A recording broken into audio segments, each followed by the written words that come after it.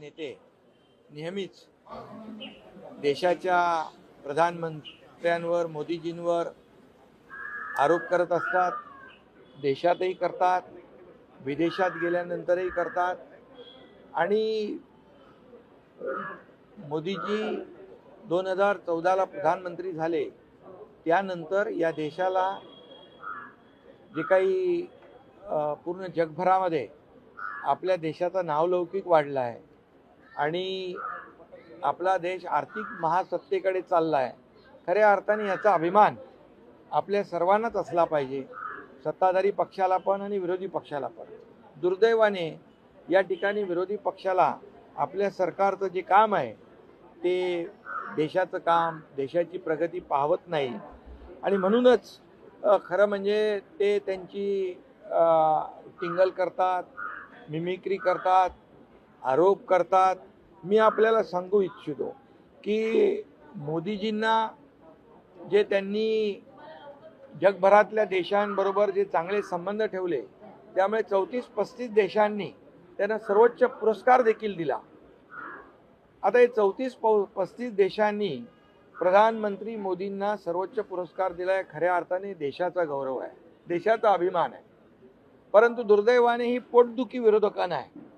आणि जेव्हा जगभरामध्ये तेलाची टंचाई सगळीकडे होती त्यावेळेस मोदीजींच्या इतर देशांबरोबर असलेले जे चांगले संबंध होते त्यामुळे आपल्याला कुठलाही त्रास भारताला झाला नाही. हे देखील याची देखील नोंद घ्यावी लागेल.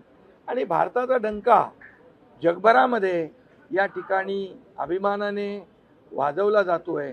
आणि भारत एक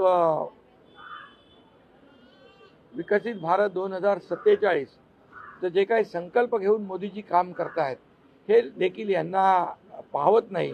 म्हणून मी एवढंच सांगेन की खऱ्या अर्थाने विरोधी पक्षनेत्यांनी या जंतर मंतरच्या आंदोलनाच्या वेळी देखील जंतर मंतरवर न जाता प्रधानमंत्री मोदीजी यांच्या निवासस्थानावर त्यांनी आंदोलन केलं. हे देखील खऱ्या अर्थाने त्यांच्या मनामध्ये काहीतरी घातपात घडवण्याची शक्यता नाकारता येत नाही. मी पूर्वी देखील याच्यावर बोललेलो आहे. परंतु आता जे काही ते अगदी म्हणजे अशा याच्यावर उतरलेले आहेत की ते मिमिक्री करू लागलेले आहेत. आता विरोधी पक्ष नेता मिमिक्री करू लागला तर खऱ्या अर्थाने त्यांना काय म्हणायचं, आपण मिमिक्री आर्टिस्ट म्हणायचं, काय म्हणायचं, असा देखील माझा सवाल आहे. आणि देशाचा प्रधानमंत्री, देशाचे प्रधानमंत्री, देशाचे गृहमंत्री यांची संसद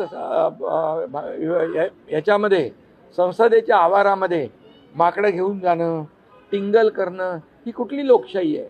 त्यांना गृहमंत्री अमित भाईंचे चर्चा करायची होती, उत्तर पाहिजे होतं. अमित भाईंनी सांगितलं मी उत्तर द्यायला तयार आहे. परंतु हे सगळे पळपुटे लोक आहेत, हे चर्चेला घाबरतात आणि चर्चा केली तर त्यांचं पितळ उघडं पडेल, त्यांचे काळे कारनामे उघड पडतील, ते एक्सपोज होतील, ही त्यांना भीती आहे. कारण 2014 पूर्वीचा भारत सगळ्या देशाने पाहिलेला आहे, 140 कोटी जनतेने पाहिलेला आहे. त्यामुळे त्यांचं उत्तर जे आहे हे उत्तर ते ऐकू शकणार नाहीत आणि त्यांना ऐकता येणार नाही. अशा प्रकारचा काळा इतिहास जो आहे काँग्रेसचा, तो काँग्रेसचा काळा इतिहास अमित भाईंनी काढला असता आणि त्यांना उघडं पाडलं असतं, ही भीती होती. म्हणून चर्चेविना ते पळून गेले. या ठिकाणी देशाचा पैसा, जनतेचा पैसा या अधिवेशनामध्ये खर्च झाला, याला जबाबदार काँग्रेस सरकार आहे.